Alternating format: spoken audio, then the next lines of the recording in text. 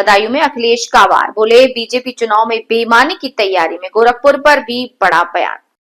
बदायूं पहुंचे समाजवादी पार्टी के राष्ट्रीय अध्यक्ष और पूर्व मुख्यमंत्री अखिलेश यादव ने भाजपा सरकार पर एक के बाद एक कई बड़े राजनीतिक हमले किए और युवाओं के आंदोलन से लेकर शिक्षा, रोजगार, राम मंदिर चढ़ावा, गंगा एक्सप्रेसवे और आगामी विधानसभा चुनाव तक अखिलेश ने सरकार को जमकर घेरा। बदायूं की धरती से अखिलेश यादव ने युवाओं के मुद्दे को सबसे आगे रखा। उन्होंने कहा कि जिन नौजवानों ने लाठीचार्ज, वाटर कैनन और आंसू गैस का सामना किया है, वही सरकार की सच्चाई जानते हैं। उनका कहना था कि सरकार अब जनता की आवाज सुनने को मजबूर है, लेकिन सत्ता में बैठे लोग आज भी युवाओं की पीड़ा नहीं समझ रहे।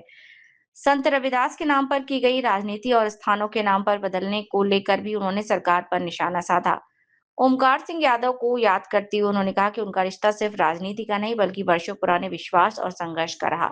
शिक्षा, रोजगार और प्रतियोगी परीक्षाओं के मुद्दे पर अखिलेश यादव ने सरकार को कटघरे में किया।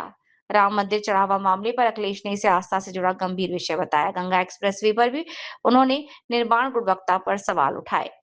कानून व्यवस्था पर हमला बोलते हुए अखिलेश यादव ने दावा किया कि गोरखपुर में सबसे ज्यादा गांजा बिकता है। प्रेस वार्ता के अंत में अखिलेश यादव ने दावा किया कि प्रदेश में बदलाव की लहर है, पीडीए की सरकार बनने जा रही है और भाजपा हार के डर से चुनाव में बेईमानी की तैयारी कर रही है। रिपोर्टर कमल चौधरी, वंदे भारत न्यूज। बात की न केवल दिल्ली में बल्कि पूरे देश में नौजवान और छात्र और नई पीढ़ी के लोग निकल करके आ गए और एक ऐसा आंदोलन छिड़ गया देश में कि सरकार को झुकना पड़ा। और वो नारा याद होगा, जंतर मंतर से उन छात्र नौजवानों लगाया था, झुकती है सरकार, झुकाने वाला चाहिए। जो सरकार अपने आप को ये कहती थी कि हम नहीं झुकेंगे, अंततः छात्र नौजवानों के उस आंदोलन के बाद उन्हें झुकना पड़ा। और सच्चाई तो ये है, प्रधानमंत्री जी को बचाने के लिए मंत्री प्रधान को हटना पड़ा। और जो घटनाक्रम हुआ है, प्रधानमंत्री तो अपनी मन की बात कहते रहे, उनकी मन की बात तो आपने सबने सुना। गृह मंत्री जी की मन की बात हम लोग नहीं सुन पाए। और सच्चाई ये है कि सांसदों जितने भी थे भारतीय जनता पार्टी के, उनके मन की बात सुन ली प्रधान जी ने और इस्तीफा दे दिया। क्योंकि वो सभी सांसद संकट में थे, वो सोच रहे थे ये मुसीबत कैसे हटे, इस मुसीबत से कैसे बचें। तो प्रधानमंत्री जी की मन की बात तो हम लोगों ने सुनी, आपने सुनी। गृह मंत्री जी के मन की बात नहीं सुन पाए। और जितने भी सांसद थे भारतीय जनता पार्टी के, उनकी मन की बात मंत्री जी ने सुन ली और इस्तीफा दे दिया। तो इस्तीफा तो हुआ है, मंत्री गए हैं, लेकिन सरकार बच गई।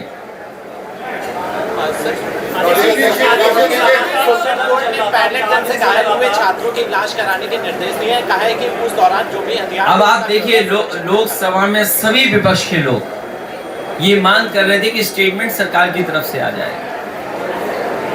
लाठी खाने वालों को पता है किसने लाठी मारी है। जिसने लाठी खाई, आंसू गैस का मुकाबला किया, या तार वाली लाठी का मुकाबला किया, या पैलेट जो गन चली उसका मुकाबला किया, उन्हें पता है कि किसने चलाया है।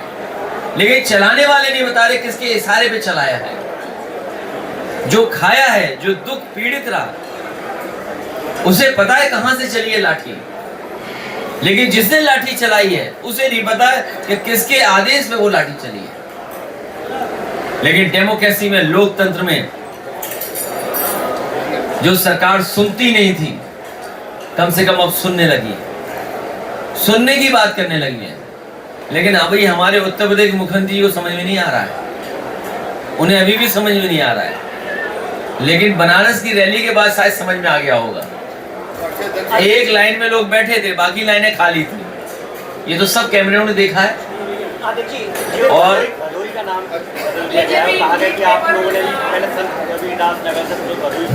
हमें उम्मीद है हमारे पत्रकार साथी ने बहुत अच्छा सवाल पूछा कि उन्होंने भदोई का नाम बदल दिया। अच्छी बात है।